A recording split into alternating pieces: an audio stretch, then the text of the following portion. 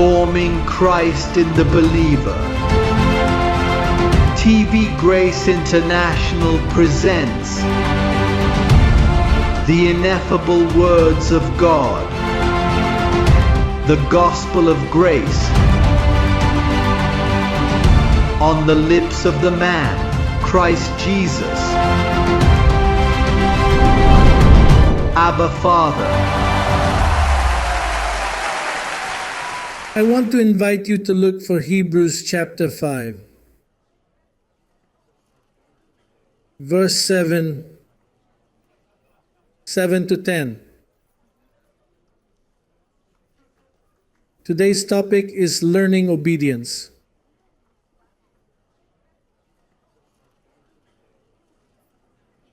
Who, in the days of his flesh, when he had offered up prayers and supplications, who was able to save him from death, and was heard because of his godly fear. Though he was a son, yet he learned obedience by the things which he suffered. And having been perfected, became the author of eternal salvation to all who obey him, called by God as high priest according to the order of Melchizedek. You know that Christ was born without sin. And why did he have to be perfected? Man did not participate in his birth, but his spirit,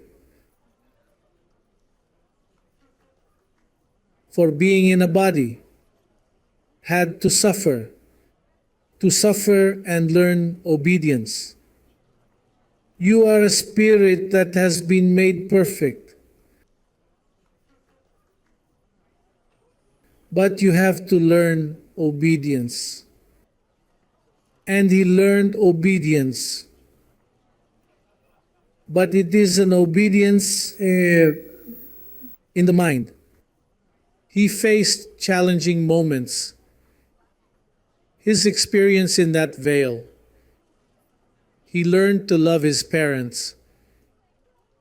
He learned to be more human. However, he had learned a behavior and lived without sin. There were times when he was angry, upset, but he always took care of the intentions of the heart.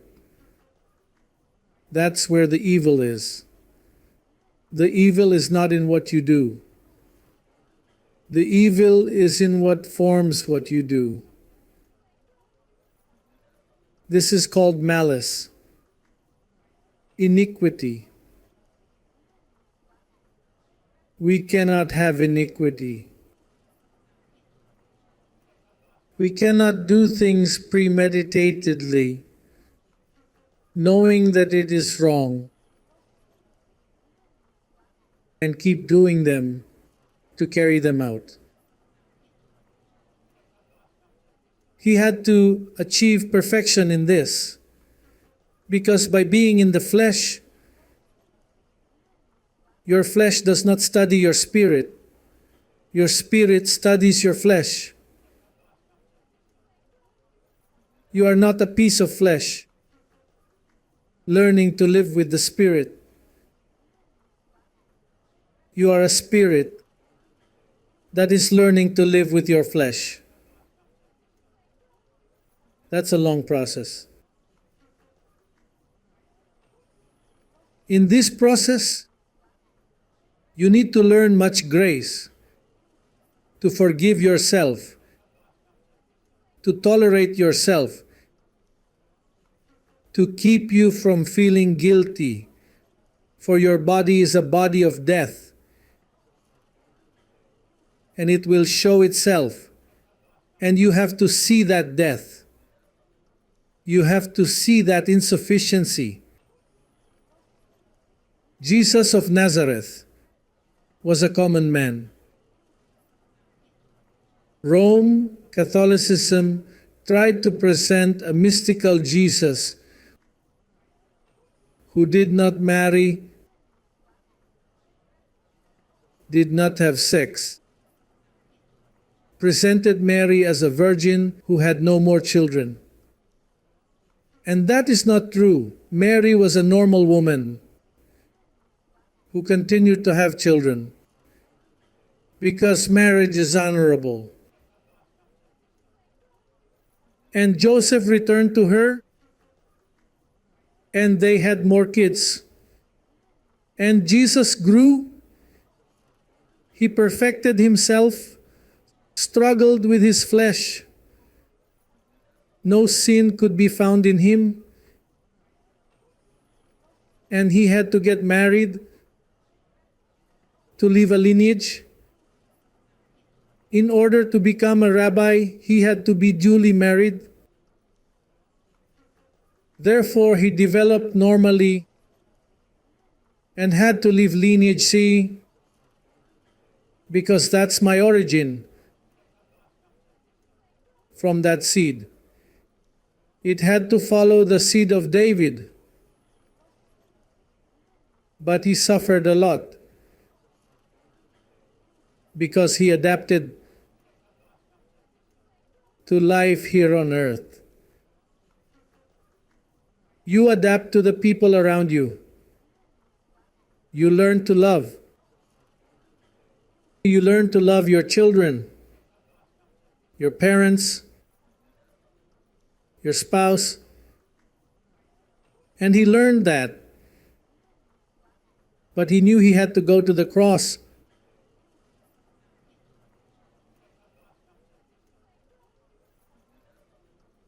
And that was very painful. Because when he spoke, "May this cup be taken from me," that was painful. But then he said, "May your will be done." And he died young. And he accomplished all of this for you and me,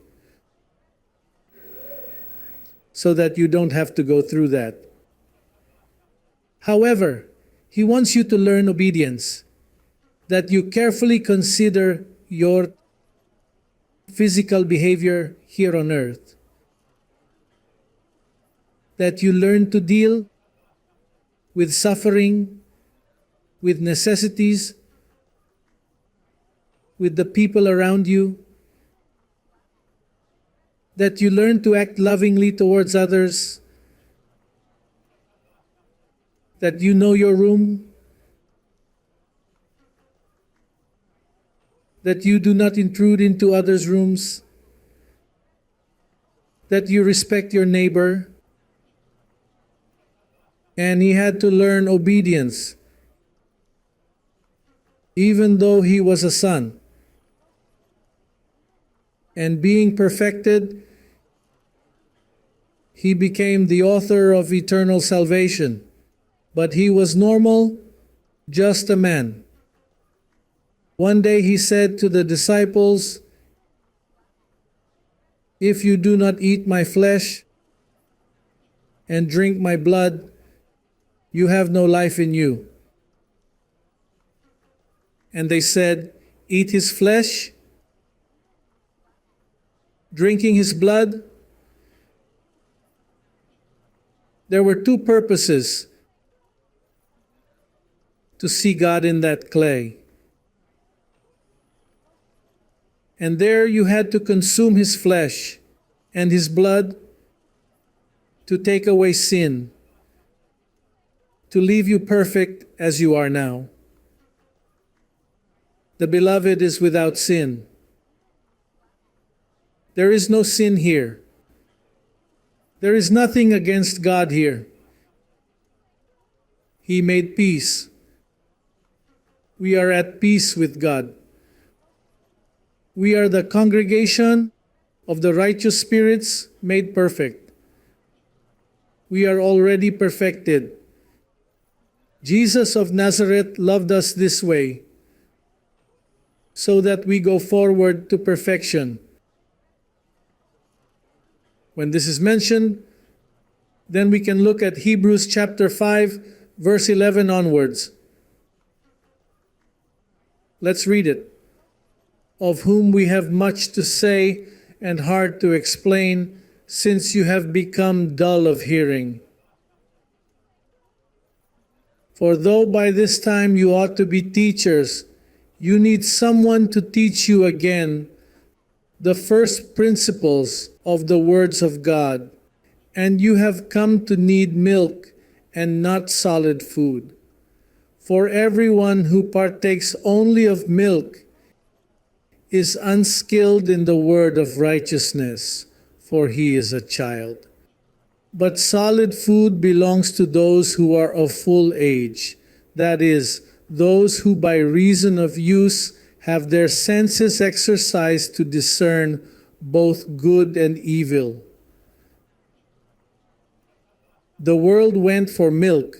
For 2,000 years they drank milk. They returned to the first rudiments of the words of God. In Brazil, there are thousands of so-called churches that are still with the commandments. They are still talking about sin. They are talking about don't do this, don't put that on, don't take that off. They are under prohibitions. But the real issue is that you can exercise your senses, that you can reach obedience, that you may hear the voice of your angel, the voice that warns you, the voice that guides you. That voice you have to follow, because that voice of that angel is the one who will keep you in obedience without departing from what is written, but being obedient to the instructions that will arrive through the angel without the need to live in rudiments. Rome disfigured the life of Jesus of Nazareth. They introduced to the world a Christ who was not like that. He was a normal man who came to fulfill a purpose through a life of inexplicable suffering. It says his insides, his heart was torn apart. It was something very, very, very painful. Now we'll proceed to examine chapter 12 of Hebrews, specifically verse 22. Why should we learn obedience? But you have come to Mount Zion and to the city of the living God. That city of the living God is growing in grace. This is the city of the living God. Jerusalem, the one from heaven, not the one that is over there in Asia. It says the heavenly one. It wants to shift your focus from that Jerusalem. People adore the current Jerusalem. You have not come near that city. It is to Jerusalem, the heavenly one, to an innumerable company, the congregation of many thousands of angels, not all of them. The son of perdition is not part of that congregation. And yet the son of destruction stands. He still exists. It says to the General Assembly and Church of the Firstborn who are registered in heaven, to God the Judge of all. That Judge of all is the one who teaches, the one who intercedes, the High Priest, the Mediator. That is the Judge of all, mediating in your favor so that you do not continue with the rudiments that have enslaved the world. It says you have approached to the spirits of righteous made perfect. Why did they have to be made perfect? Because they partook of flesh and are angels. And it is the one next to you. The one next to you is a spirit who was perfected, that you see flesh on him, but he is perfected. For God is perfected. That's why Paul says that we shouldn't know each other in the flesh, because there is no perfection. Where perfection lies is in the Spirit. That is where we have to do our best. That is the one that must dominate our lives. That is the one who has to learn obedience. Obedience to dominate this vehicle, to captivate it and take it where? To where the angel wants. And it says, to Jesus, the mediator of the new covenant, and to the blood of sprinkling that speaks better things than that of Abel. See that you do not refuse him who speaks. When Paul says, see that you do not refuse him who speaks, Paul was not talking there. He was writing. Now he speaks. It was only written. It couldn't be spoken. That's why no one followed Paul, because it was a foundation that was laid for the speaker today. That is why faith is by hearing, because there was one coming to speak who was going to give faith. Faith was absent. It was in decree, but no one had been able to experience it. That is why Jesus of Nazareth, he said, will he find faith on earth when the Lord returns? There was no faith. All religious groups for 2,000 years have been absent from faith. They do not know what faith was, because faith is not attained by reading. It is by hearing. But the one who spoke had to appear, because the one who spoke was the one who was going to impart the faith. That's why you understand today. That's why this congregation exists here. Because the one who speaks, the man Christ Jesus, imparted that gift. He imparted it to activate the gift in you. If not, there would be no one who believed in this. The gospel of the uncircumcision had never been preached. God reserved it for himself to explain it himself. That's why Paul said, I, as an expert architect, lay the foundation. Another will build on it.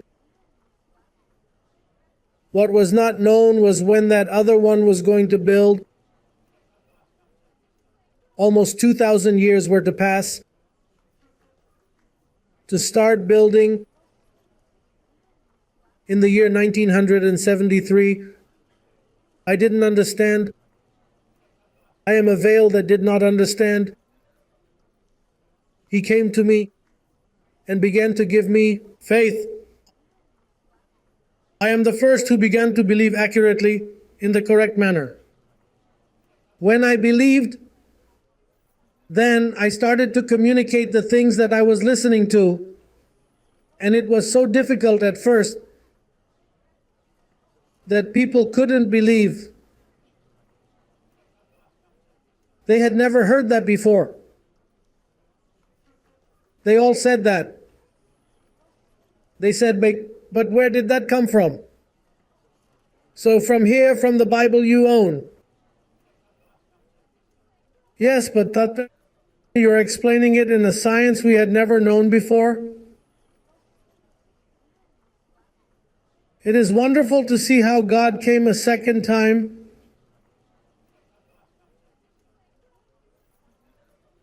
No one expected it. That was going to be accommodating. His mind, His word,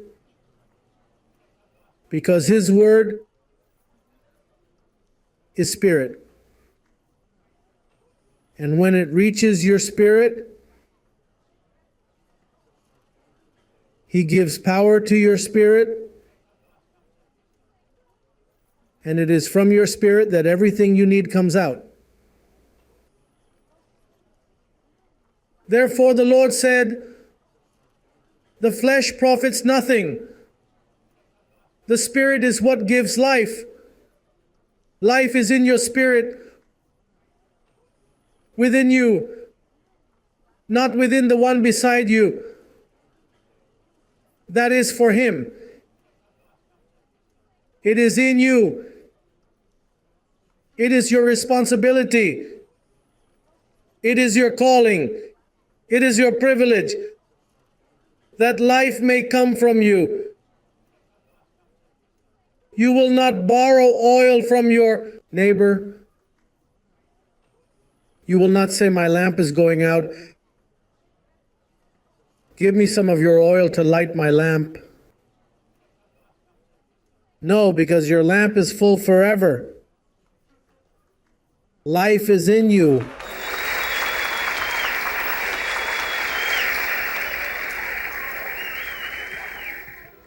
Paul says that we are complete in me and in you is life. The word comes to activate life. This is the reason Paul spoke to the brethren in Ephesus. Wake up, you who sleep,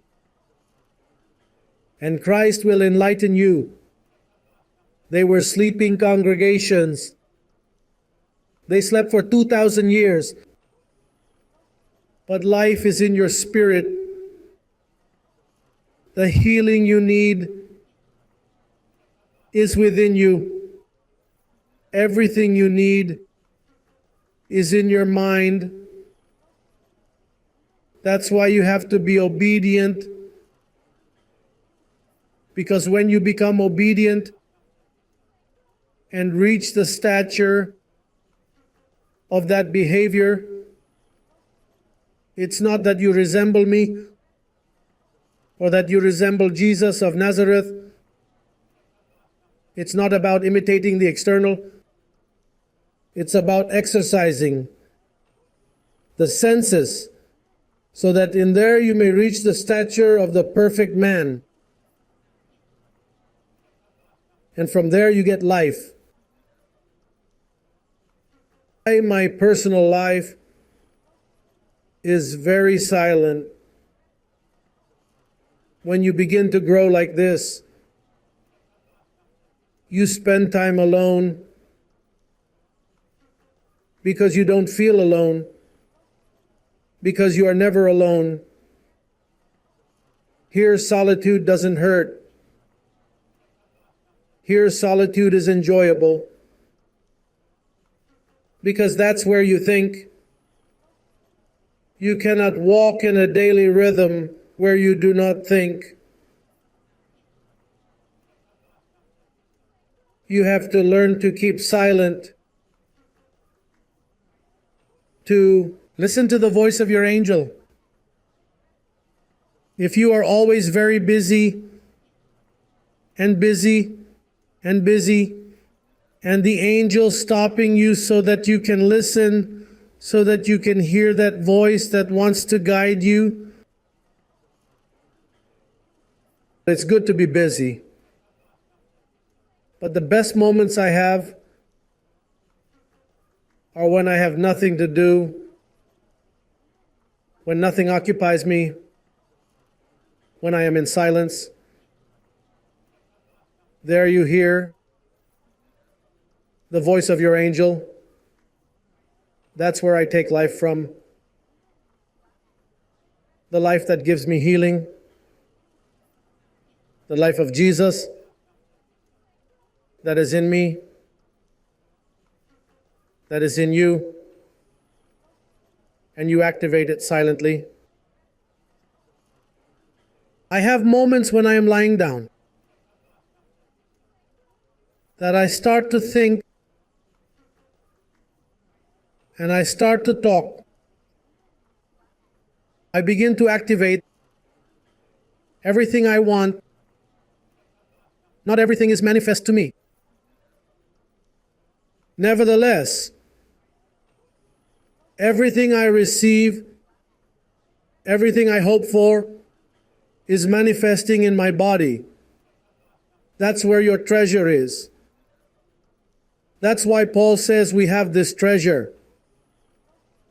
In earthen vessels, you are a treasure. Tell the one next to you, you are a treasure.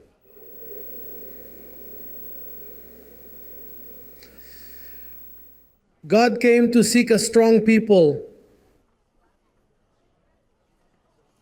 You are strong. You are very powerful.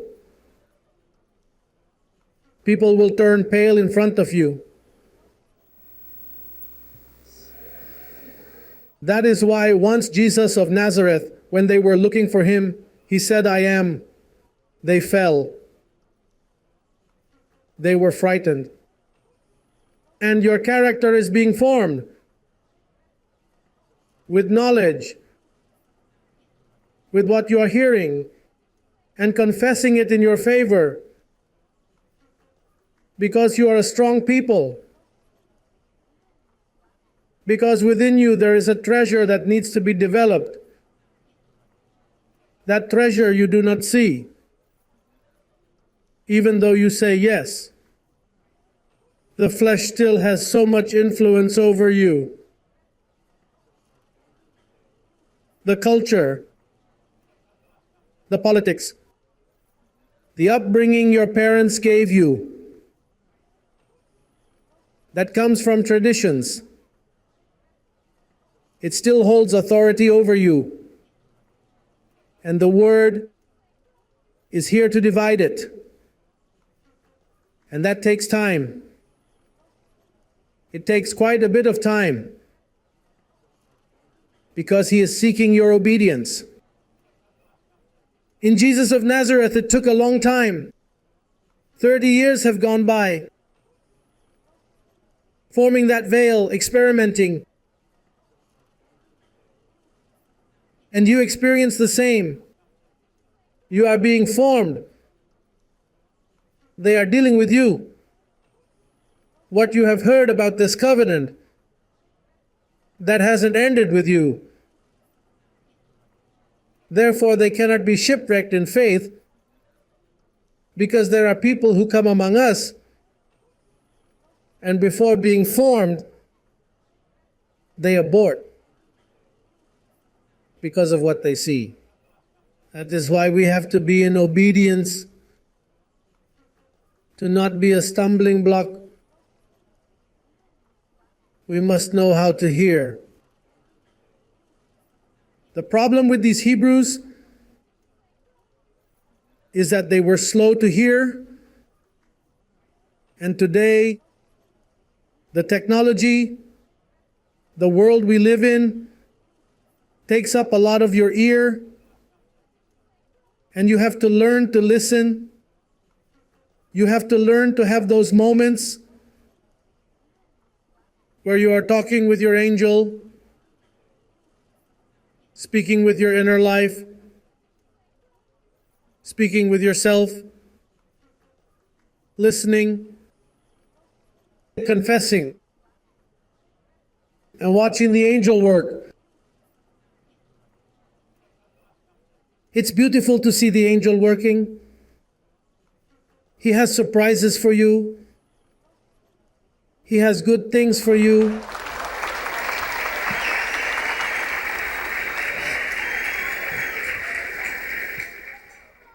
They are works prepared in advance. And he says they are good works. Say they're good.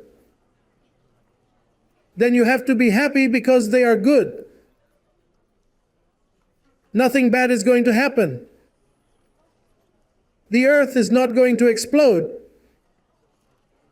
Heaven was reconciled with earth. If the earth explodes, the sky explodes, everything is fine. Everything is fine. There will not be a world war where this will disappear. This world will continue. The beaches will remain. The mountains will be there. The flowers endure. Beautiful things will persist. What will change is a sick system.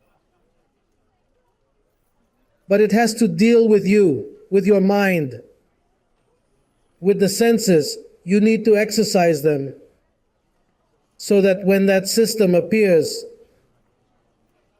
when the transformation emerges, it won't catch you by surprise because you are a special generation. You are a people like never before on the face of the earth.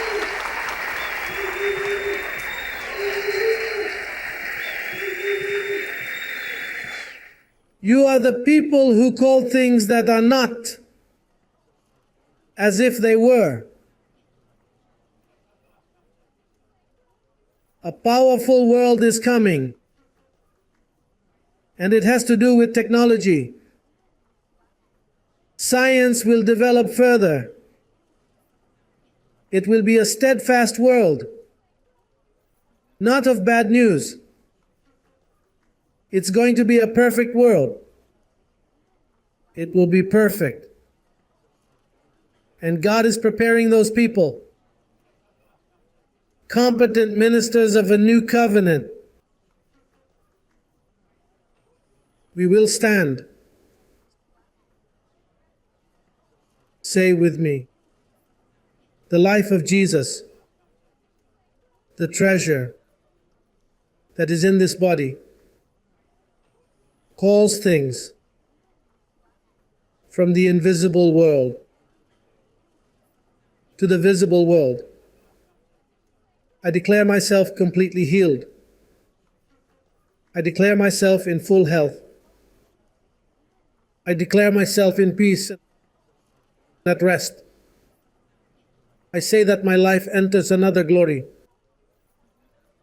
Enter into obedience. And I am becoming more and more like the obedience of Jesus of Nazareth, which today is explained by the man Christ Jesus. And I am also called to that. We are called to obey a wonderful covenant, to live for my treasure. Greet your brother and tell him that you are blessed with every blessing. And I say Brazil enters into another glory.